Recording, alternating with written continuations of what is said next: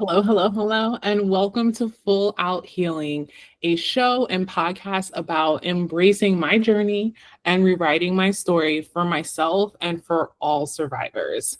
I'm your host, Sable. Now, today's topic is breaking free from the two-person cult, the journey back to myself after an abusive relationship. Now, I'm actually really excited to talk about this as a metaphor for understanding what recovering and healing from an abusive relationship is like. With that, I really do hope that perhaps you can find some self compassion, self forgiveness, and self love for the version of you that did the tremendous act of surviving. So, let's get into it. Now, when people think of cults, they think of large groups. And in those large groups, the core tactics of a cult: isolation, creating a shared enemy, establishing a special set of rules, and really eroding a person's like self-trust and really trust in their own reality. That can happen in a relationship with just two people. Okay, that is what the two-person cult is. And I honestly was confronted with this, not necessarily like I had a name for it, but I was confronted with this reality when I left and when I got out. Because when I got out, I realized that getting out is about more than just physically leaving. Or I'll speak for myself, I had to leave and get out in multiple ways and areas. There are many types of leaving that I had to do. I had to leave emotionally, psychologically, financially, and reckon with the impact that this abusive relationship had on all aspects of my life. And realizing that, wow, like I thought that leaving would be the hardest thing to do, and it was hard. And actually, perhaps staying, like surviving abuse is the hardest thing I've ever done. But I was overwhelmed when I left with realizing, wow, this is really just the beginning of my journey. Like the physical leaving was really just the start. And I realized that because when I left, I still had the mindsets, the beliefs, and the honestly the worldview, which was really sort of like the shared narrative that existed within the relationship. I still had all of those things that had really normalized and minimized all that I had experienced. Okay. So here's one example, with mindsets. When I was in the abuse, one of the mindsets that I had, and I'll get into how I came to have these, but I'll just leave it at that for now. Um, One of the mindsets was that, life will get better in the distant, like parentheses on the distant future, and that this is the hard work, quote unquote, of relationships, that this slash she will get better or heal it only if I find a way to make myself better. And I felt committed to improving myself. So I felt like, this is possible, this is feasible. Um, One of the core beliefs that I had within the context of this abuse was that I was wrong. And when I say I mean the essence and core of my being was wrong. I believed that I was selfish for taking space, for existing. And because of that, I believed I had to apologize and make up for the harm that I created by existing and by not solving my ex-wife's problems. Um, it really meant that how I feel or how I felt, like the feelings that were hard in terms of navigating abuse, the hard days, feeling sad, feeling lost, and any feeling constantly anxious and not being able to put a name or a word to these feelings, because in a way naming them was dangerous, right? All of those feelings that I had meant that something was wrong with me, and I had to find a way to fix that. through therapy, medication, yoga, self-help books, etc. Which is one thing. I won't go on this tangent, but I'll put a pin and say I do have a bone to pick about the way we in society talk about, well, like, why didn't you get help? Why didn't you do this? Um, the point that I want to make is I got help, but I thought the thing is, I thought I was the problem. So the solutions I sought were around fixing me and fixing whatever was wrong with me that was creating all of this, you know. I couldn't have put a word to it then, but like fixing fixing the tension, fixing the disharmony, just fixing, I just had to be fixed, right? That was my core belief. And then the worldview that existed within that relationship, which was really sort of like the shared narrative that allowed the crazy making to stay as is, was the world is against us, and more specifically, within the context of this relationship, the world was against my ex-wife because of but really her multiple identities. And this meant that nothing at all, no, and when I say nothing, I mean tools or expectations of accountability applied to her, because it is all of those, the tools, accountability, expectations, those were all extensions of the isms that were oppressing her and only her, which meant that if I had tried to do anything around that, like have expectations, try to hold her accountable, offer tools, that by extension meant that I was participating in oppressing her. Okay. And it sounds wild to say this now on at this stage in my journey, but was legitimately my worldview at the time. And this is, this worldview in particular, it's a classic cult tactic, right? It's the whole creating an us versus them mentality. It felt like a bond, especially since I had felt so alone in much of my life. And because not even just alone, I didn't have a sense of belonging, right? So this sort of us versus them mentality, it felt like a bond, but it was really a cage. And it, in many ways, sort of entrapped me from so many things. And it really, ultimately, at the end of the day, it really ensured that the only reality that I trusted was the one that I shared with my abuser. And because everyone and everything on the outside, like, they're the threats, right? They're not even just threats, they're the problematic ones, they're the oppressive ones, they're the ones that, don't believe in social justice or all these other things. They're all wrong. And this is the only way to be right, or on the right side of things, was to be within this sort of worldview and mindset.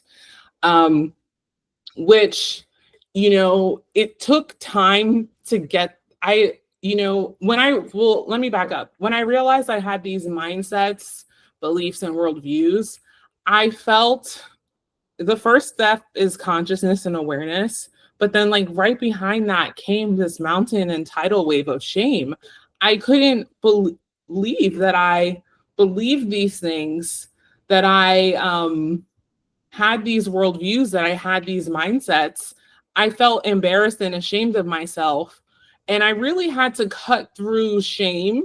Like, I really had to cut through all of the shame to recognize it. And also to recognize that those things did not come overnight. And I just didn't stop existing. And I didn't just take on this person's worldview or perspective, right? I would reflect back, and I remember, some of our arguments were around, me showing up with what I believed. And then in the backlash of it all, experiencing violence and getting to a place where the only pathway outside of this disharmony was to just accept or acquiesce. Um, or sometimes it just came to be, it was just easier to, believe certain things or accept certain things or like participate in certain narratives. And I didn't realize at the time, I wasn't like, hi, I'm choosing the easier path. But, I think that's part of how coercive control and violence works. But the shame of it all, shame is, again, a huge enforcement mechanism of the two-person cult, right? It's a tool that keeps you from questioning the shared narrative. And it absolutely worked for me. I felt so ashamed. I just kind of wanted to hide. I didn't want to be seen because the shame made me afraid of being found out, and the moment, which meant it was working within the context of an abusive relationship, right? The moment I felt shame for wanting something for myself or for disagreeing, the system was working. And that's what happens within cults as well. When you feel shame, it gets you in line. And my healing really began, it really catalyzed, I should say, when I realized that the shame that I was feeling was a symptom of this dynamic, not a reflection of my worth, not a secret. My shame wasn't the canary in the coal mine to what I feared to be true about me. My shame was just sort of the byproduct of this wild, wild thing that I was surviving. And, part of what helped me sort of get there was I really needed to remember who I was, to realize that these mindsets, beliefs, and worldviews, they weren't even my own. Like, I literally had to sit down and realize that. I was like, oh, but that's not even me. I had to recognize that the truth of who I was. And in order to do that, I had to rediscover and actually re-own my actual mindsets, beliefs, and worldviews. And that sort of happened in like the reintegration process, where just reconnecting with people who knew me before, or even reconnecting with people who were new to me, but just reflecting back the wonderful, powerful things they saw about me. I would hear these things and I would say, oh, I guess at first I was like, wow, this is so cool. Like, this is so new and I'm growing. But then I got to realize, wait, this is familiar. I used to be this way. In fact, this is who I am, And when I realized that, where I realized, oh, wow, I used to be this way. I used to have these beliefs, these perspectives, but I let them go.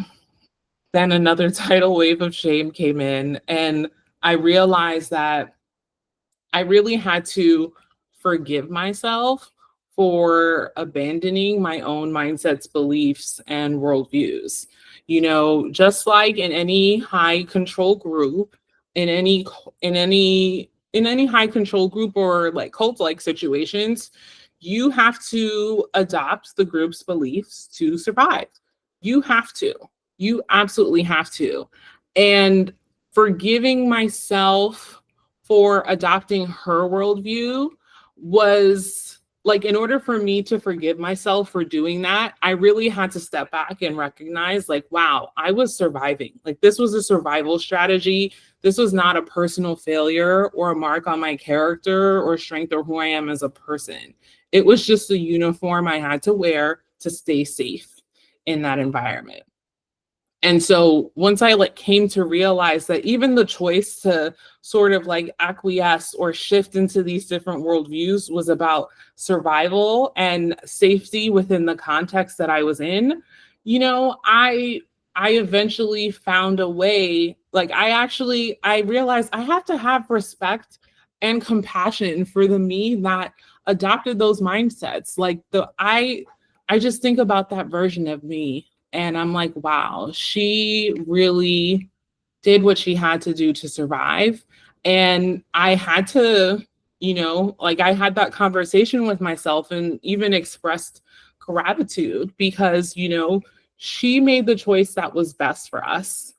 And I'm still alive, I'm still breathing, so it works, you know? And I, at the same time, I also, in that process of recognizing, wow, I did this in order to survive, I also realized I had to pour love on the little Sable that hadn't yet understood that she was and has always been worthy enough and deserved to take space. Like I just had to, have that conversation with myself, some meditation, and just, pour love on the little Sable who just didn't know that yet.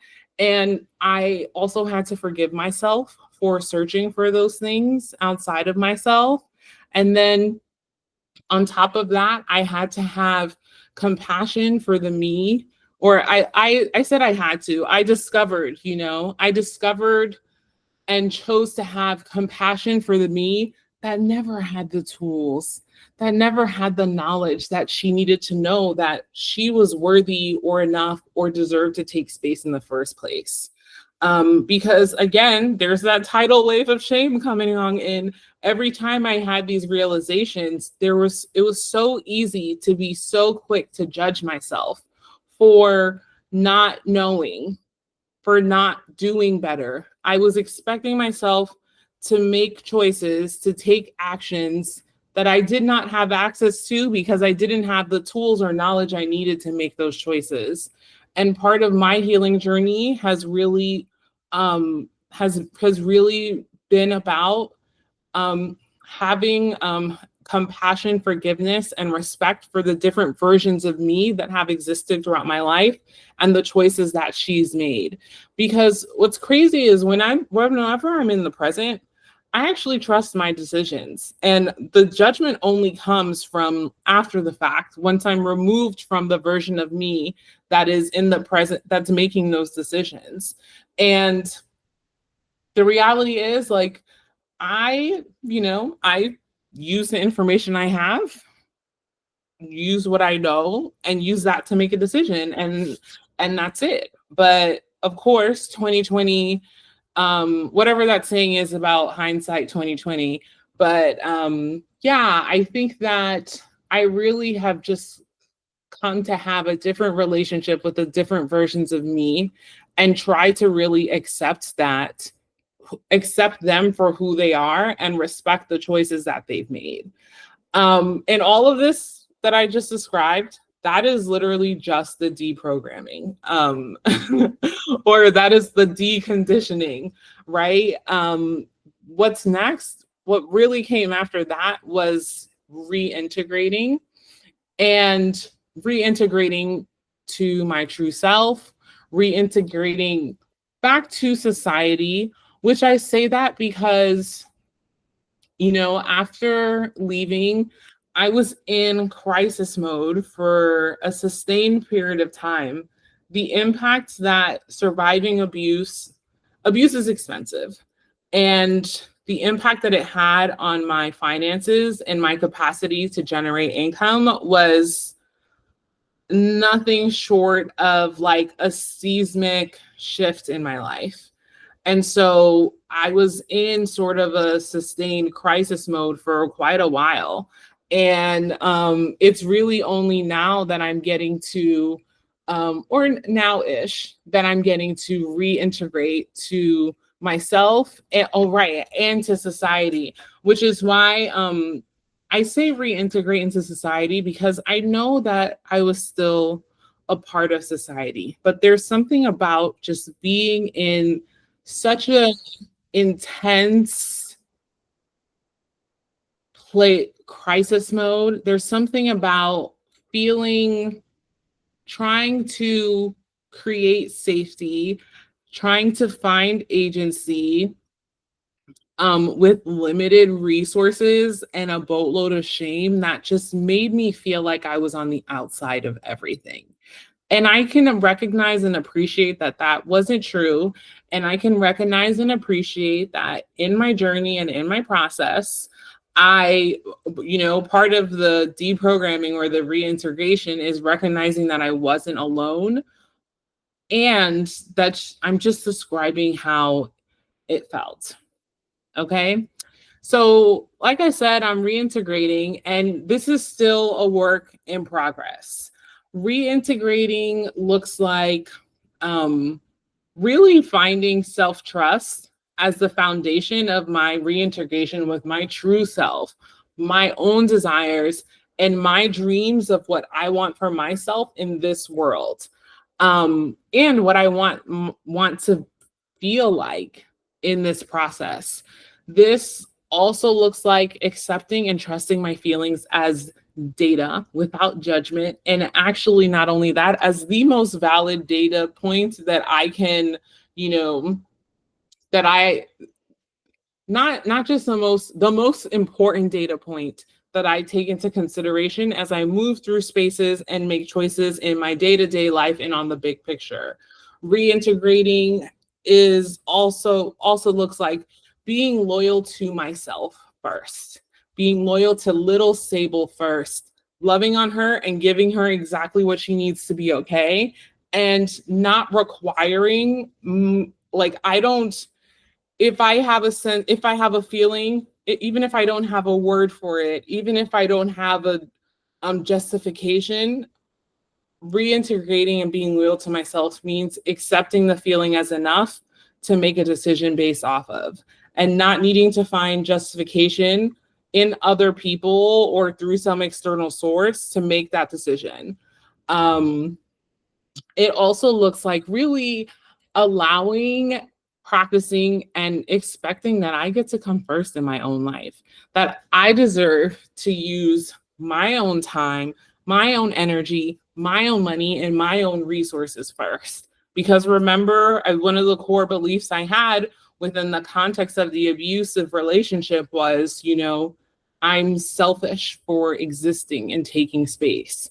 So part of reintegrating to my true self is really, really allowing myself and, understanding that I deserve all these things in my own life. So as I'm reintegrating and to my true self, I'm actually discovering, or I've discovered, a new set of mindsets, beliefs, and worldviews that are actually more true to my authentic self. So the first is mindset, right? So now my mindset is that life is wonderful now. And yes, if you know me personally, there are things that life continues to life, struggles, challenges are to be had. And I genuinely feel so grateful to be alive. I think life is wonderful because I'm so grateful to be alive every single day. And I get to take another breath of air.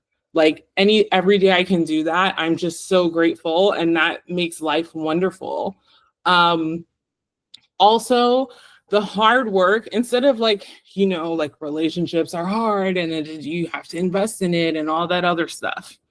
Don't get me started on that. I'll have a video on that soon. The hard work in life of living is, for me now, instead about having the courage to take actions that really allow me to experience joy in my life, while also soothing the part of me that is scared, and soothing the part of me that really does think it's dangerous not to make other people happy.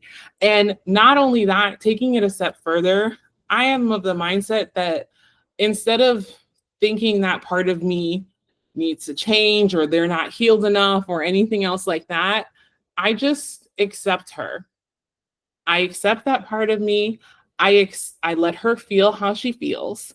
And I understand that that part of me, she needs receipts still. She needs proof from actions that the world doesn't fall apart when I put myself first. And I think it's a fair trade. I've just come to realize, okay, there are different levels and parts of me, and some parts of me need to hear the words. Some parts of me need to hear the affirmation, see it reflected in other people. And I can do all of this work. And, I'm just of the mindset that I respect the part of me that needs proof. Um, you know, I think she's deserves it after all that she's been through and made sure we survived. So I can honor that. Um, Now, what I believe is that I am fundamentally worthy and I deserve to take space in the world.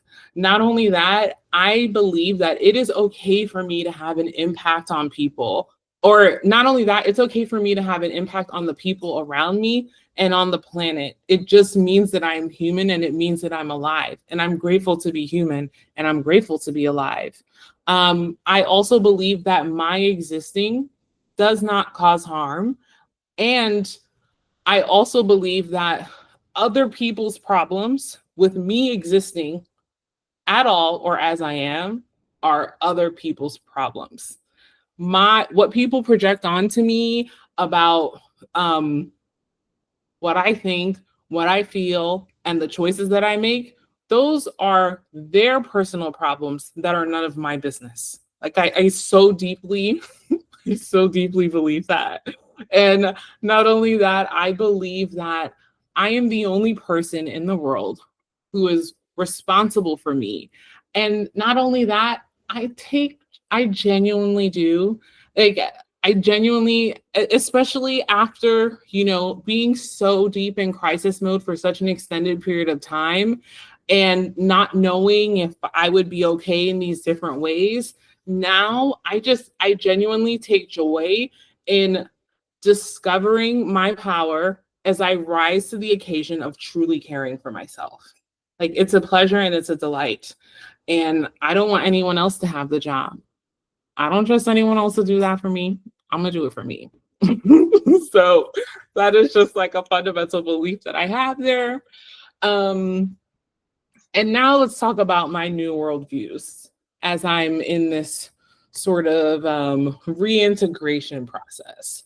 So my new worldview is, and I say new, but maybe I'm sort of returning, and I said new a lot, but I think it's like returned, but expanded upon and affirmed and strengthened. But my new worldview is that I have power, I have agency, and my histories and my identities do not define my life or my future. My fundamental worldview is that I am forever free. I can have joy, I can have peace, I can have abundance today and right now. And not only that, this is especially important because of what I mentioned about not coming first, right? I also offended a new part of I would say this is new to my worldview. I also understand that I do not have to wait in line for every problem and every injustice in the world to be solved in order for me to have joy, peace, and abundance. No, that thinking put me last in line and is dangerous to my well-being and safety. So, I made a choice and it had to get the boot. It was painful, but it got the boot. Also, and this is a huge one because especially as a Black woman, as a queer person, this is a huge one because so much in spaces where I found or have sought solidarity, struggle was at the center of it, right? But it's now a fundamental part of my worldview that struggle, let's see, how do I say it? Let me back it up. My ancestors, by blood and by choice, did not survive unimaginable horrors just so I could live to struggle and fight for another damn day. That's not why that happened. Not only that, I fundamentally understand that struggle does not define me, and struggle did not define my ancestors. Struggle was just an experience or series of experiences that kept me alive long enough to breathe on this day. And Not only that, the process of getting here, it really did require me to dismantle an imposed worldview piece by piece so I could finally see my own again. That's what struggle is for me. Okay. Now, these mindsets, beliefs, and worldview, that is what is authentic to me, and that is what is aligned to the truth of who I am. This really, like the combination of those things, I'm just so grateful for, because it really, I'm just going to say it, it really allows me to fully show up as my own authentic self, because all of the fucks I ever had to give, they are permanently out of stock. Okay, just truly gone, never coming back, forever back order in the warehouse. There, it's been discontinued. Okay. Not only that, these new and improved, adjusted, expanded mindsets, beliefs, and worldview, it really does allow me to fully show up as my own authentic self, because I believe I deserve to take space. And now I feel a sense of obligation and opportunity to protect that space over anything else. Like the space that I get to take, I feel excited that I get to protect that. And I get to protect that over other people's problems, other people's egos, and other people's feelings about me. Because as I said, that is none of my business. Okay. So my hope in sharing all of this with you is really that you can find some self-compassion, not just for yourself, but for all versions of yourself in this journey. I also genuinely hope that you can release the shame and the judgment that came with recognizing those mindsets, beliefs, and worldviews that were never yours. And for whatever you had to do in relationship to those, if you had to accept them, believe them, act out of them, I just hope you release the shame and judgment for what you had to do to survive as it relates to those things. So I'm so curious what resonated with you in what I shared. And I also would love to know, what does thinking of abuse like a two-person cult, what does that allow you to release? Please let me know your thoughts. Thank you. Thank you so much. Comment below, like, subscribe, and until next time, bye.